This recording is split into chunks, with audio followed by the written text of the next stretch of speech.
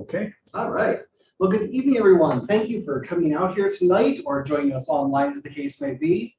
It's always nice when you get to attend something like this from the comfort of home and you don't have to drive somewhere else to do it. Tonight, we're going to talk about a subject that I'm sure you're all very passionate and excited about, public speaking. That's a more generous reaction than what I was expecting, to be honest. Comedian Jerry Seinfeld once found a study, and according to that study, the #1 fear people have is public speaking. #2 is death. This seems a little bit weird when you think about it, because it means for the average person, if they were attending a funeral, they would much rather be the person in the casket than the one who is up giving the eulogy. My name is David Lopez. I am part of a group called Toastmasters International. And what we seek to do is to help people develop their public speaking skills and also overcome that fear of public speaking. To help people get past that point where they'd rather be dead than up in front of people giving a speech. And what I want to do tonight is just walk you through some key aspects of public speaking and giving presentations. We'll talk about that fear. Then we're going to talk about some different ways that you can give a good, high-quality presentation. Before we can get into that high quality, though, we've got to hit the elephant in the room, which is how do you get past that fear? It's understandable that people are afraid of public speaking. You're standing in front of people, they're all looking at you. It makes sense that you get nervous about this.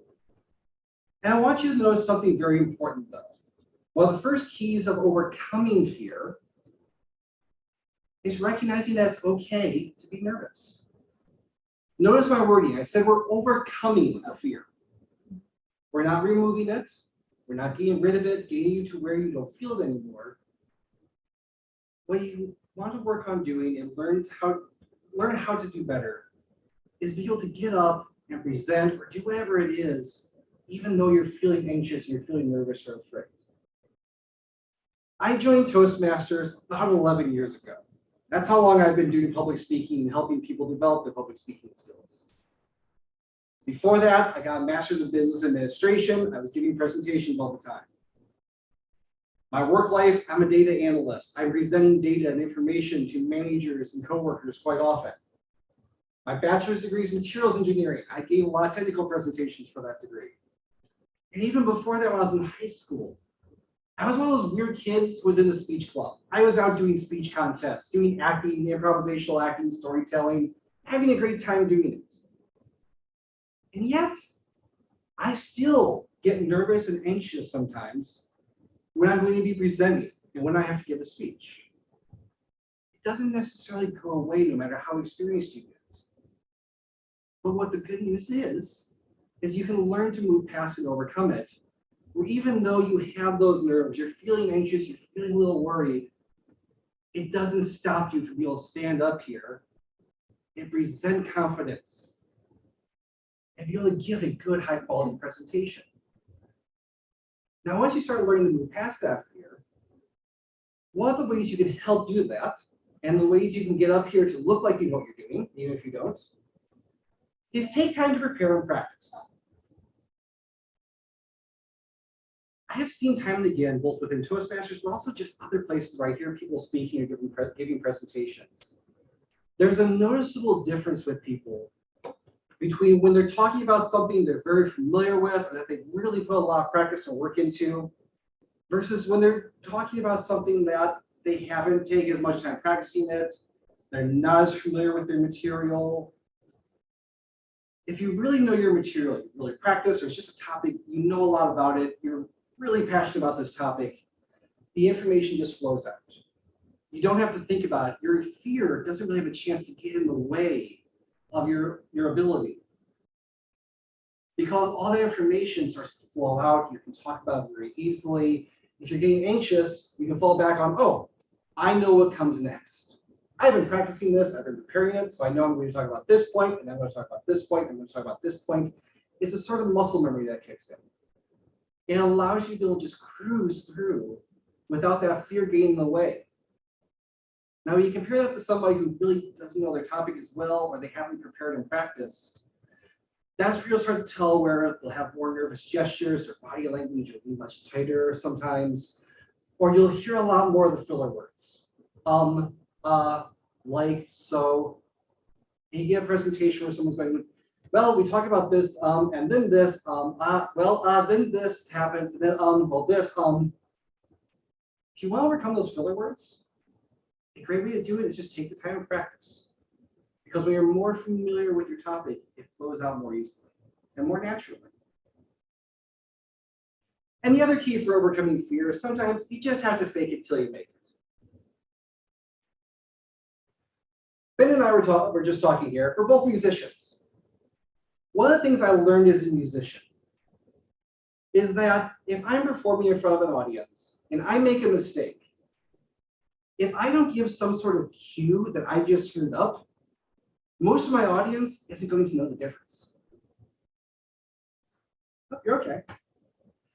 Similar to that, when you're giving a presentation or a speech, if you can act confident, you can put on air like, yes, I'm feeling good up here. I know what I'm doing. I'm perfectly fine up here. I'm confident. Your audience really isn't going to know the difference. Especially because we just talked about what most of them are thinking is that, hey, my #1 fear is public speaking too. So they're all thinking, oh, thank you, God, I'm not the one who's got to be up there talking in front of everybody right now. So if you're still dealing with that fear, work on just developing a skill of presenting that air like, hey, I'm confident, I know my stuff, I'm still here and know what I'm doing. And then the rest will start to become more naturally. And as you do that more often, you start to make it. Because you've gotten so used to the habits, you've developed the skills to such a degree where you do become more confident doing this. And that confidence that you've been faking becomes real and genuine. Now, once you've gotten past the fear, you have to actually give your presentation. So what are the keys to doing a good presentation? It really comes down to two things: what you say and how you say it. You're probably thinking right now, well, thank you, Captain Obvious. I am going to elaborate on this a bit more, but really all the elements of speechcraft and giving a good presentation comes down to these two basic ideas. Let's start with what you say. This is going to really be the content of your speech, what makes it up, what you're presenting, the information you're giving. And where you have to start when you're going to begin developing that is you have to decide on your purpose. What am I here to accomplish? What is my presentation about? What is my goal with my audience tonight? You may be here to present technical information to inform people. You might be up here just to give a good story. Your goal might be to persuade your audience and bring them around to a certain idea. You want to find that idea and then focus specifically on your goal. I emphasize specific. The reason why is, like, let's take tonight. I'm talking about public speaking. Public speaking is a very broad topic. There is a lot of material I can cover here. There are a lot of different aspects of public speaking that I can talk about. So before I can even begin preparing this presentation tonight, I have to take this broad topic of public speaking, and I need to narrow it down to what my specific points are going to be and what my goals are going to be tonight. My goals, I want to take something that seems very scary and very intimidating, and I want to present it in a way where people who are perhaps very afraid of public speaking, or maybe know the basics but want to know what to focus on, develop those skills more. I want to take something so that wherever the audience might be, they can have principles that they can apply and use to develop their skills further. That's my specific purpose. So whenever you're going to prepare a speech, decide what specifically do I want to accomplish. Once you do that, start planning your speech. Develop kind of a bare bones outline. You don't have to go too detailed yet, but get a general idea of, okay, how do I want to start my speech? What are my main points of the speech going to be? How am I going to wrap it up? Your general form you use, well, for public speaking and really any form of writing, reporting, it's the very standard form: introduction, a body, a conclusion. Your introduction is how you get the attention of your audience and how you establish what your purpose is. I led up tonight to get your attention. I used humor. I greeted you, welcomed you, joked. Humor is always a great, let me correct that. Humor is almost always a great way to get your audience's attention and to bring them in. Obviously, there are certain environments where humor might not be the most appropriate route to go. We mentioned that eulogy earlier. If you're giving a eulogy, it's maybe not the best time for humor. It can be, depends on the circumstances. And also with your introduction, you're introducing your topic and your idea. By the time you get to the end of an introduction, your audience should have a good general idea of where you're going to be taking them and what your purpose is. When you finish the introduction, you move into your body. These are your points.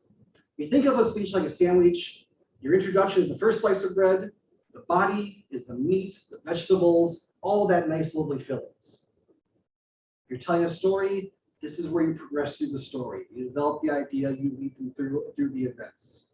If you're informing people, this is, or you're doing persuasive speech, this is where your evidence goes, or your details and data. A lot of times, depending on the length of your presentation, 3 points is usually a good number to aim for. If it's longer or shorter, you can adjust as needed. If you're doing something where it's more storytelling, you're of course going to adjust that, and it's going to be more progression of events.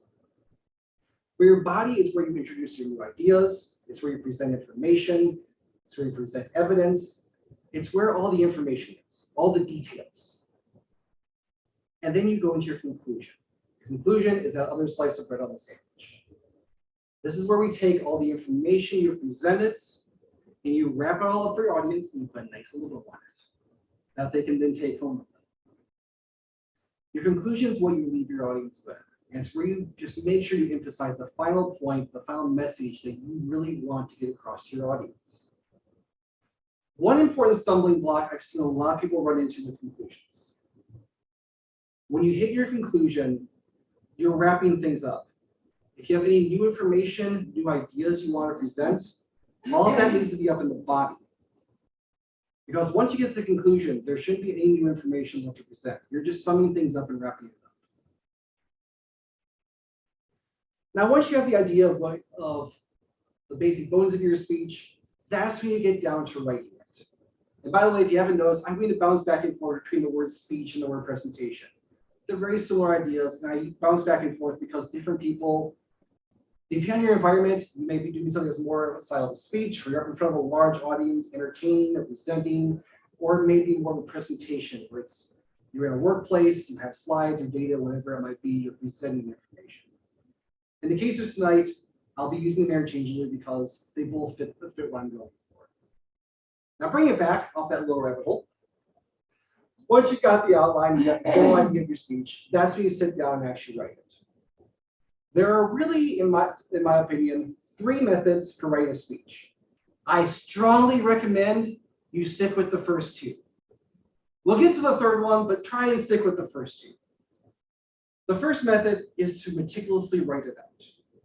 It's where you sit down with your word processor or your pen and paper and you write out completely your speech. Every word, every detail, you might plan in, all right, here I'm going to make this gesture, at this point I'm going to move this far in my stage space. You plan out your speech in detail, you write it out, and you memorize it, or you memorize at least some form of variation of it.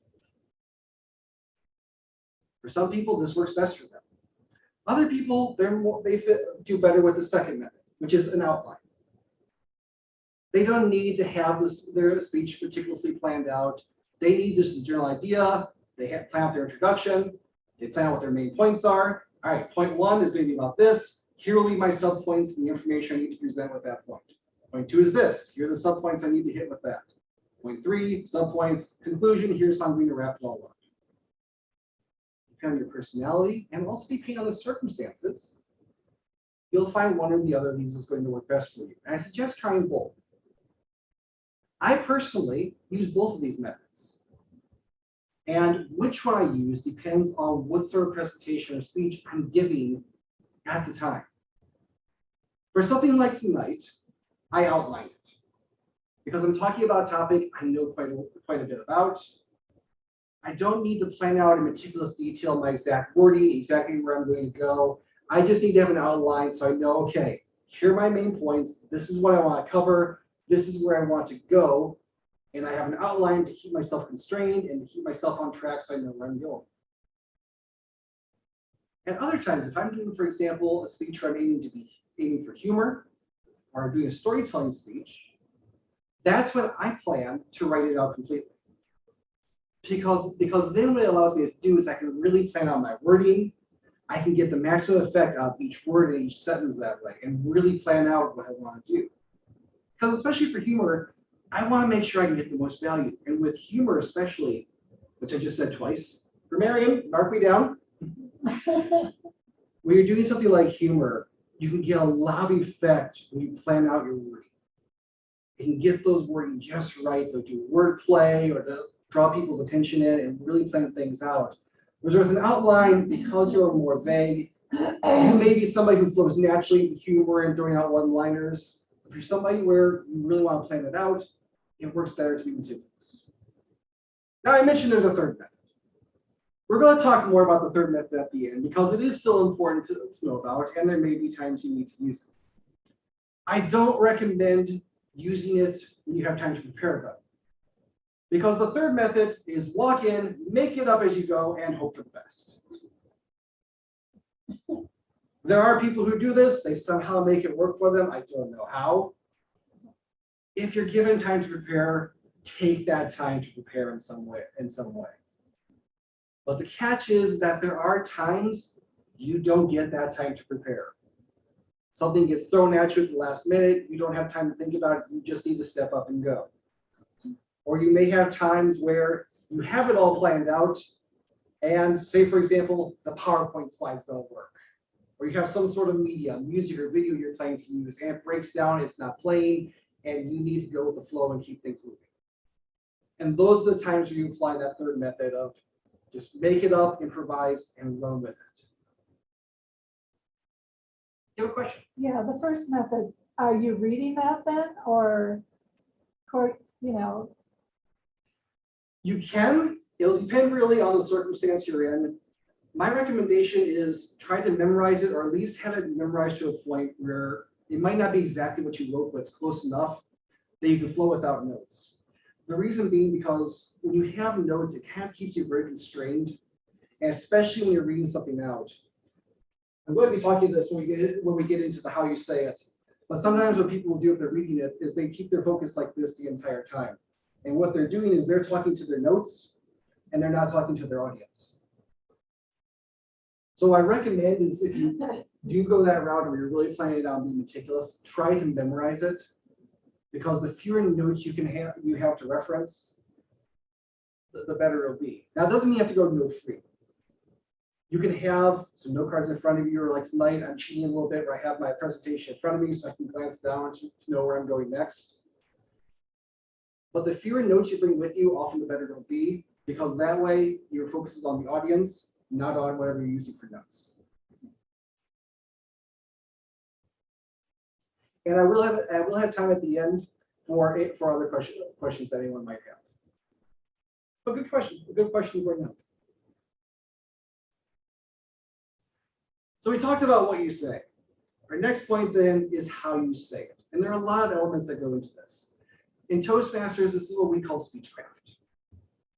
It's those skills and those different aspects that make up giving a high quality speech with your skills, the things you're doing, how you're doing it. And the first part of it is your voice. I know, go figure. Public speaking has to do with your voice. Your voice, there are different aspects of it, and really can get summed up as vocal variety.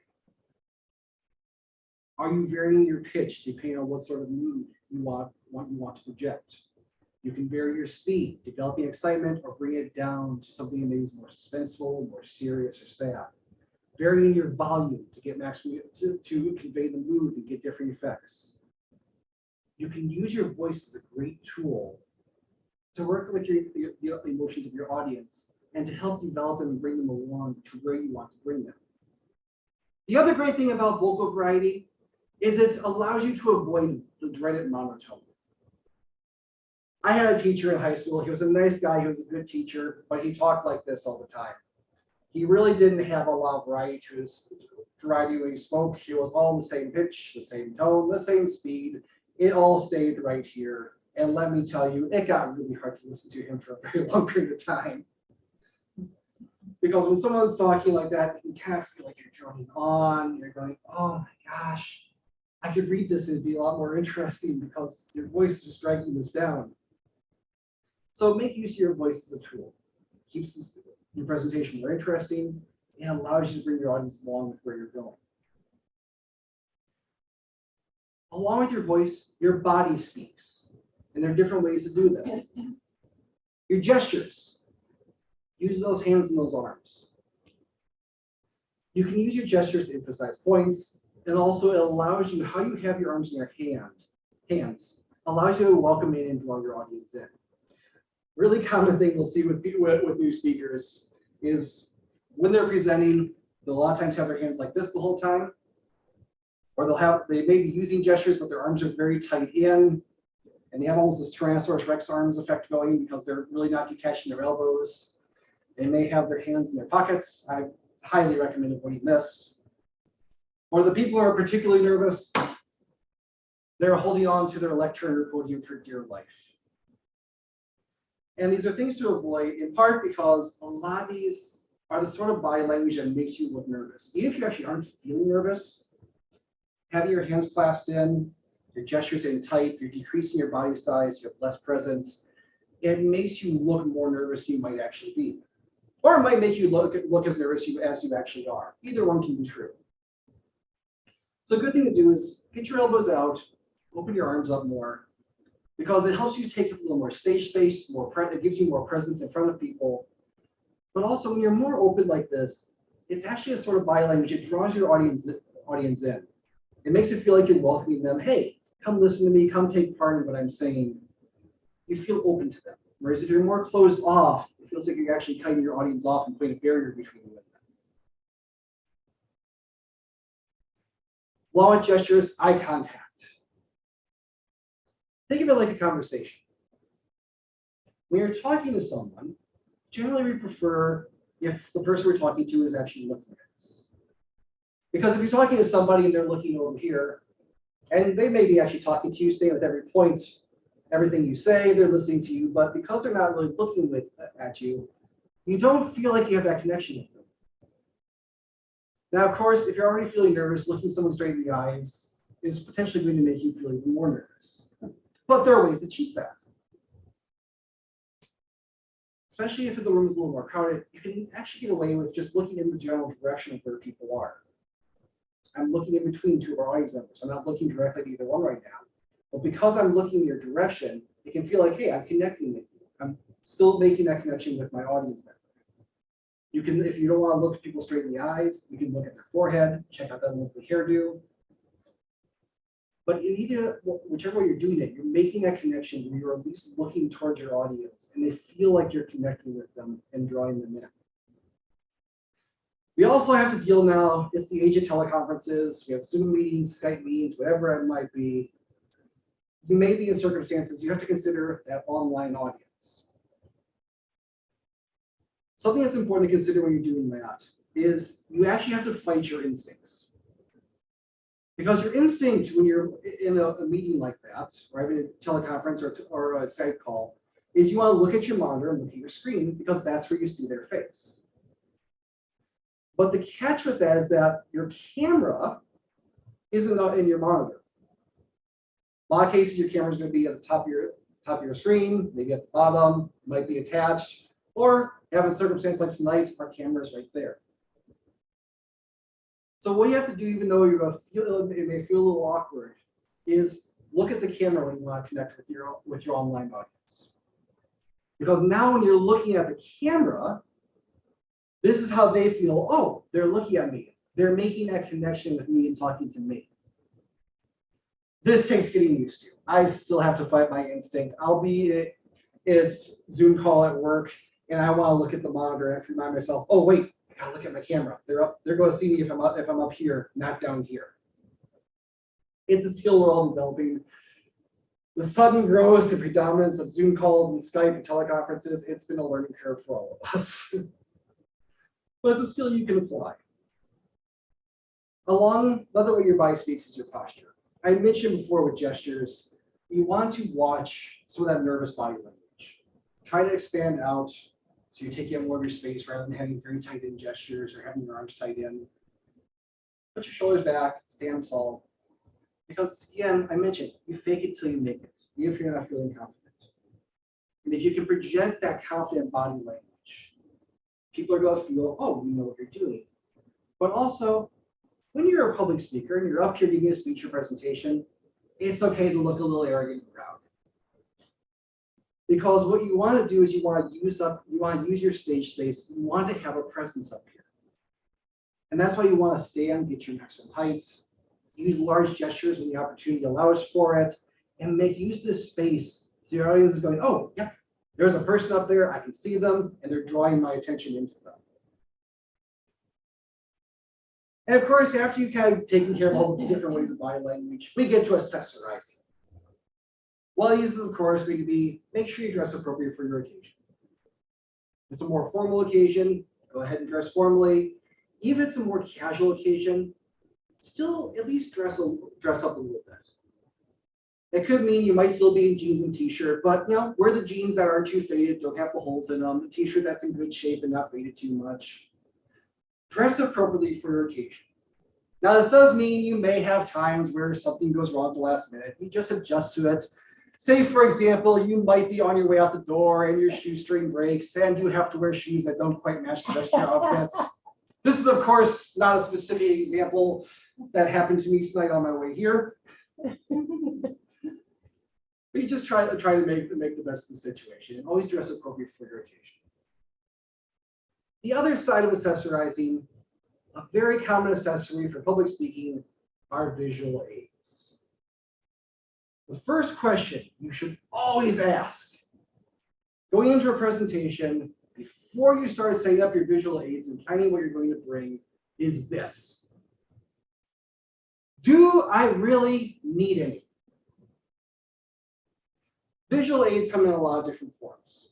Very common one is I'm using tonight is PowerPoint or similar types of software. You might have a whiteboard behind you that you're writing things down on as you go. You might have paper handouts that you give out to your audience to look at and follow along with. It might be more of a show and tell sort of circumstance where you have some sort of object or pictures you're passing around to people that they can look at. I have seen a lot of presentations where people have some sort of visual aid because they feel like they have to. And it actually ends up detracting from their presentation. Because they were doing a great job, they're a great speaker, but that visual aid actually turned into a distraction and was drawing the audience away from the point of the presentation. So the way to test out, you decide, okay, answer this question, do I actually need any visual aids? Here are a couple of key things to consider. These aren't the only reasons, but there are a few very big reasons for why you might want to add visual aids. First and most common is your audience going to need pictures, charts, graphs, something along those lines in order to understand it? Most often this would be, for example, if you're doing a technical presentation and you have to show, okay, here's a breakdown of this machine part we're talking about. Or here's the analysis. This is our income over time. Here's the chart so you can see how things are looking. It could even be, hey, I'm going to talk about my vacation. Here are pictures so you can see the things I'm describing. And what the visual aids do in this case is it helps save your audience the trouble where they're trying to imagine and envision what you're talking about. And they can look up and see, oh, this is what it is you're describing. I can now see it. I'm right here with you. I know what you're talking about. And I'm seeing the same thing that you're seeing. Another reason they have visual aids is if your audience is going to need some sort of visual aid to follow along. This is a big reason I have the PowerPoint going tonight. This is a long presentation. I am bombarding you with a whole lot of information. So I've got the PowerPoint going here because this way you have something to be able to follow along with me, see where I'm at, where I'm going. And if you drift off, you get distracted thinking, oh my gosh, I am hungry. When is he going to wrap up? Once you come back and you're back with me again, you can look up at the screen. You can see, oh, okay, he's talking about visual aids. Here are his main points. Okay, this is the one currently showing. That must be where he's at right now.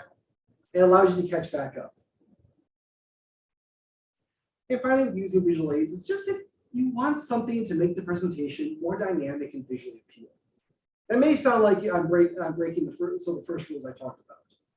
But as long as your visual aids are still aiding the presentation, they're building it up, they're adding a nice garnish and spice and color to your presentation, and they're not detracting from it and pulling your audience away, it's perfectly okay to do this. If you look at my presentation tonight, you've seen where I have these pictures, various pictures on a lot of these slides. They don't have to be there, but they're connected to the thoughts I'm presenting to you, and they add a little bit of visual appeal. They make the slides a little more interesting. They make the presentation a little more interesting because it's just a little bit of extra added visual. And it's okay to do that. Now, of course, when you're using these visual aids, you say, okay, yes, I really do need them. What are some important keys to using them? I'm going to focus on PowerPoint and the similar types of software, just because it is really the most common type of visual aids. Personally, in my opinion, it's my favorite type. I usually recommend people stick to PowerPoint for various reasons. And the age of teleconferences right now, we really don't have a lot of other options. So I'm going to be focusing mostly here on PowerPoint. So what are some keys? Oh my goodness, let's look at that nightmare. Well, this thing breaks first and foremost the most important key, which everything needs to be readable. If you have charts on there, your audience needs to be able to understand the chart, read whatever text is on there, and be able to catch your meaning. If you have text, it needs to be legible. Font size has to be large enough that people, wherever they are in the room, they can read it. The colors of the font and of the background need to be contrasted in such a way that you don't lose sight of the text. And you don't want something like this where it's genuinely hard to read that text because of that background. Because of something like this, I really recommend basic is often best. The background on this sample slide, man, that's really exciting. It's interesting. It jumps out at you. It's exciting. But the problem is it's so exciting, that's a distraction. You can't read the text. The audience might be looking at that going, oh, this legitimately hurts to see.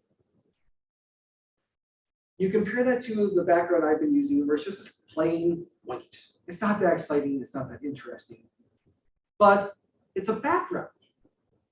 Its purpose isn't to be interesting and exciting necessarily. Its purpose is to be there and fill its space. So I recommend, in general, keep things basic. You don't need to go with exciting textures. Just find something that provides a little bit of visual appeal. Everything stays readable and legible, and fills the space in. That's not to say you can't do something that's really cool and exciting. I've seen presentations that have done it. You just need to be, if you go that route, you just have to be very careful to make sure that's not a distraction and that everything is still readable and legible throughout your presentation. When it comes to the text that you have on your slides, in general, stick to short statements. The reason for this is the slides really are just there. They're helping your audience follow along. They're helping them keep track. You don't want your audience reading your slides instead of listening to you.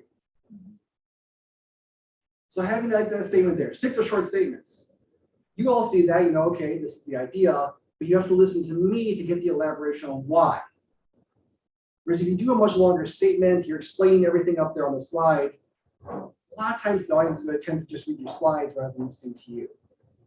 An exception to this rule is there are times where your slides might actually later be used as people's notes, especially a lot of professional environments or academic environments.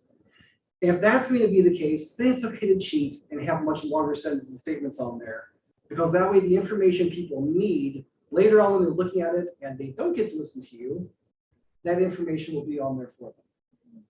But unless that's the case, I recommend stick to short statements. The other very big key point is your slides are for the audience. They aren't for you. Another big trap I see people fall into at PowerPoint is they start using their slides as their notes.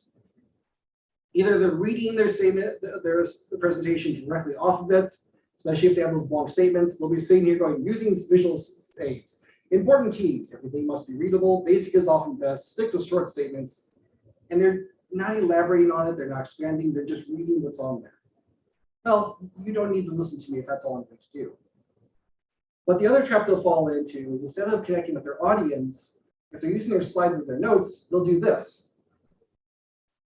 So now instead of talking to you, I'm up here looking at my notes because I need to be able to see them so I know where I'm going. And I'm talking to this wall instead of to you. And what happens if I'm doing that is, first off, I just lost my connection with all of you. Because you're seeing my back, not my face, and I'm not making that eye contact. Also, audibly, it's going to be harder to hear me because you're getting my voice as it reflects off the wall. You're not hearing me speaking directly to you. This doesn't mean, though, that you can't cheat and use your PowerPoint slides as your notes. You can get around that either by having the laptop that you're using projected be in front of you, because that way you can look down. Also, the great part with that, especially with a setup like this, is that what I have in front of me is actually showing me what's going to come next.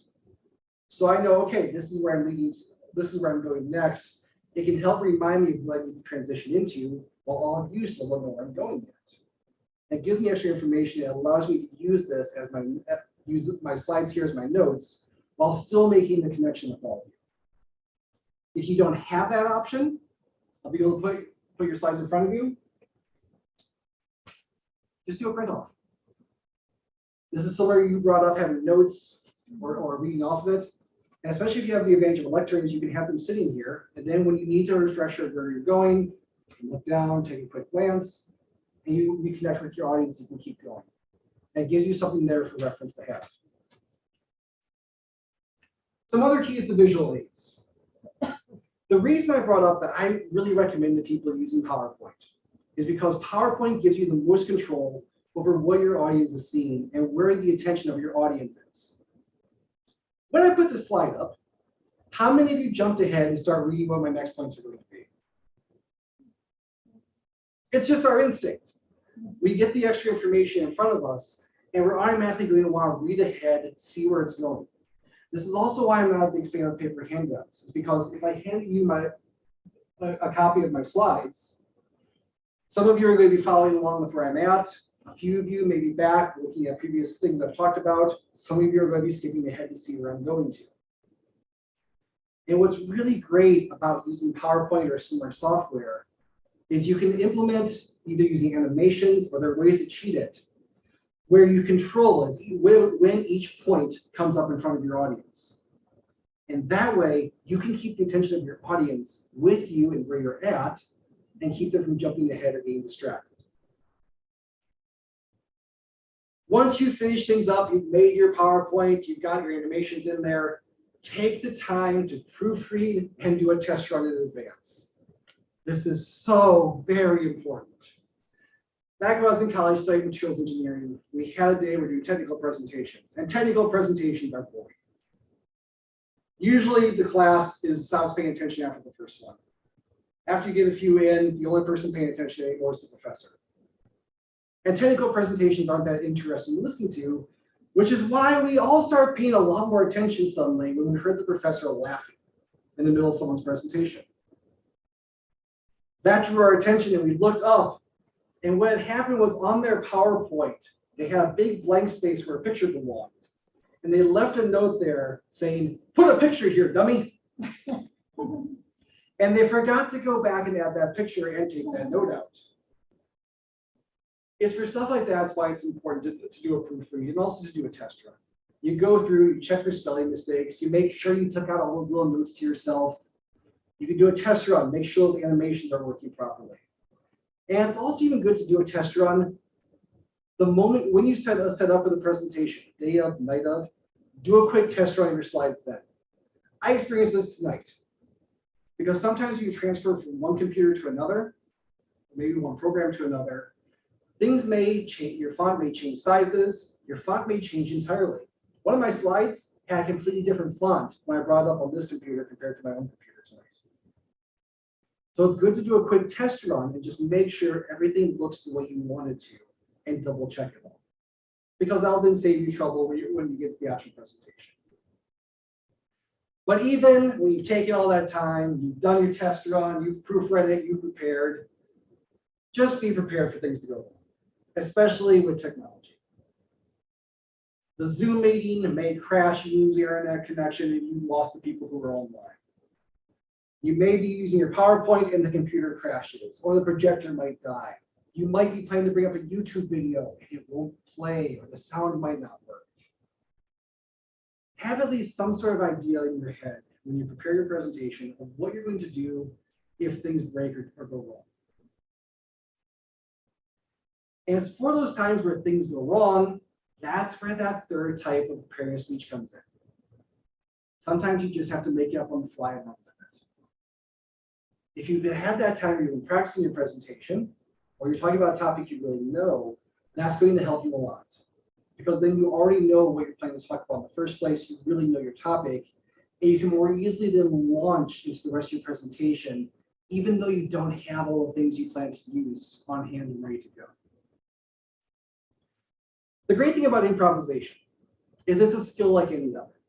It's something you can practice, it's something you can learn to do. Improvisation is the art of making it up on the fly. So take time just occasionally, practice the art of improvisation. A good way to do this is you can stand in front of a mirror, or maybe find a friend, a family member, not a pet, because if you're going to do it in front of someone, you may as well have somebody who can give you feedback. Find a topic. It could be something, you could go onto Google and say random speech topics. You could pull a headline out of the news. You can go on Facebook, see something that looks interesting. Just pick any topic at random and then talk about it for a minute or two. Because the skill you're building up is your ability to think on your feet. That when you get in a situation where you haven't had time to prepare, you can just flow with it and talk about whatever you need to talk about. I've been in this situation before. I once had a meeting for my workplace. I looked at the agenda in advance, and I was not on that agenda. I thought, okay, cool. I can go in, I can just listen. I don't need to be prepared for this meeting. And as soon as I went in, my boss looked at me and said, David, good, you're here. I want you to lead the meeting today. I was not planning to lead the meeting. I was not on that agenda. Not only did I have to lead the meeting wound up being me presenting on the stuff I was working on. The entire meeting was about me, and I was having to talk through it. And to make even more pressure, it was my boss, her boss, their boss, on up a few levels to the vice president of our company in this meeting. And I have to go in completely unprepared and talk about something I've been working on. This is where that skill of improvisation is very helpful.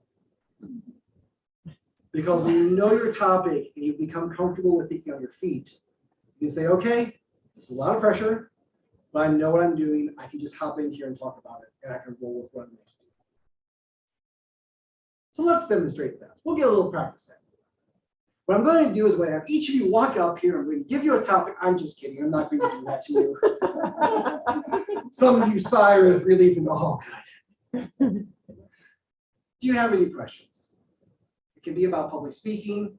It could be about, I've talked about Toastmasters a few times. It could be about me. What is something you'd like to ask me tonight? You can put me on the spot, or I have to improvise something. I have a comment. So with talking about pregnancy, with talking about notes and using notes, one of the important things that I've noticed myself just growing up in school, giving presentations and things like that, is that I would start out with everything verbatim, but once I'm in front of people, my eyes don't read that fast. So if I have note cards that are verbatim, I'm going to lose my spot, and it'll be so much harder to find it. I'm trying to find it through all the mess of those words. So key points are really a lot easier to navigate through when you're in the thick of standing up there going, every second feels like 10 seconds, you know, when you're looking at your card. I've just been in groups where people were read right off of a paper and really not looked up or anything like that. And I noticed listening to on the radio, the news and stuff, you hear a lot of those, it boggles my mind. These people are talking on radio with all of this. The library is closing in 15 minutes. Please bring We'll be done in time. Thank you. But, they stumble and And that, what you brought up, actually, and you as well, that's how come we have a Toastmasters when we're working with people and helping them develop these skills. We really encourage people to work towards either no notes or minimum notes. Because that way, if you minimize it, you're not going to get lost where if you look up to talk to your audience, now you're looking down trying to figure out, oh shoot, where was I in this? Or when you talk about where you're reading it and you're either lost in here, you're not connected with the audience, or the same thing, I look up and now go, where was I on this? And really also when you are able to move away from notes more, it actually allows you to start putting more emotion, more vocal variety, a lot more of your speech craft, because you're less focused on those notes and trying to remember where you're going and keeping track of where you're going. You can put more thought into, okay, I know what I'm going to say. Let's put a little more focus on how I'm going to say it. Mess around with this a little more, have a little more fun. Yes. For me, I didn't actually start publicly speaking until around December. I'm used to speaking, I'm used to being the head of unions, whatever. Out here, I decided to run for office. Oh, And it was fine and dandy, except for the fact that there's nobody else that looks like me. And I got invited to the DFW, and predominantly white, which is fine. And I walked in and everybody stopped. I'm in the right place. Obviously, I am. I had no clue what I was going to say. Every time I've spoken, it's been off the cuff. Mhm. I'm speaking Saturday now at the Salvation Army, and I kind of want to have it a little more structured. So how would I transform from, hey, I'm speaking to whichever crowd I'm facing, talking about union 1 minute, oh wait, talking about this the next minute, to something specific, and there's an age range between 8 and 80 that I'll be speaking to, as far as, I guess, facing adversity or overcoming adversity. So that's something that can't be really off the cuff. Mhm. So how would I turn that around from here to something a little more structured? What you can do is when you know the general idea of the topics you're going to have to deal with, that means you don't actually have to be entirely off the cuff. You can start coming up with a plan where, okay, I know the most likely topics we're going to be hit with are going to be this, this, this, and this. So you can take the time to prepare, okay, if I'm asked this question, where are my main ideas I want to bring up? All right, I'll talk about this and this. Here's how I'll try to phrase it. I hit this question. And that way, at least for those topics, you have an idea in your head. So you basically you're not completely off the cuff that way. You have some sort of plan you can immediately fall back into. And that's sort of like for me with my workplaces, I have the advantage where, okay, I wasn't planning to present, but it's a topic I already knew about and it's something I've been working on. So I can very quickly fall into, okay, I know who these bosses are. I know what they're going to want to hear. So I can now focus, take this large topic of what I'm talking about, and I can focus on, here's the main things they need to know. And then you can adjust, also that way adjust it to your audience and what they're going to want to hear and what they need to know. Thank you. Robert. And age range, what will be understandable for. Yes. Maybe do one more question before Ben has to kick me out.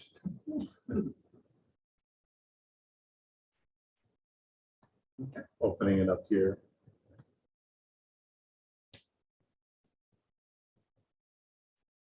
Give them a chance. Okay, I think. Okay. If you're interested in learning more, I mentioned I'm part of Toastmasters International. We do have a public group here in Dubuque, up here in Dubuque. We meet on the 2nd, 4th, and 5th Wednesdays. Our next meeting will be May 11th. When I say 2nd, 4th, and 5th Wednesdays, if you look at the calendar, 2nd Wednesday of the month, 4th Wednesday of the month, and when there is one, the 5th Wednesday of the month. We always meet at 5:30 p.m. We're generally meeting here at the Carnegie-Stout Library, oftentimes in this very room, actually. We also, because of COVID, have been doing hybrid meetings where you can attend online, and that way you can come from the comfort of home. You don't have to drive all the way to Dubuque if you live a distance away. Our next meeting will be on May 11th. Our May 11th meeting actually will be an online only meeting because the library has a lot going on that night. So there wasn't a room available for us. And then once we get to June, we're going to be shifting to online only for a little bit, just because our usual person who's handling room setup is not going to be available, because I will be having a new addition in the family, so I expect to be busy and not being able to be down here to do room setup. So for a little while, we'll be doing online only, but once things kind of settle down, and also once we can have somebody else step up to handle room setup, we'll try to shift back to the in-person portion as well. So feel free to come check us out if you're interested in learning more. Public speaking is something that to many people is scary. They'd rather be dead than having to give a speech. But that's a fear you can overcome. And there are keys to public speaking that if you work on, you practice them, you develop those skills. Everybody here has it in them to be a great speaker. You can overcome that fear, you can practice, and you can get up here and do this too. Have a great night, everybody. Thank you very much for being here.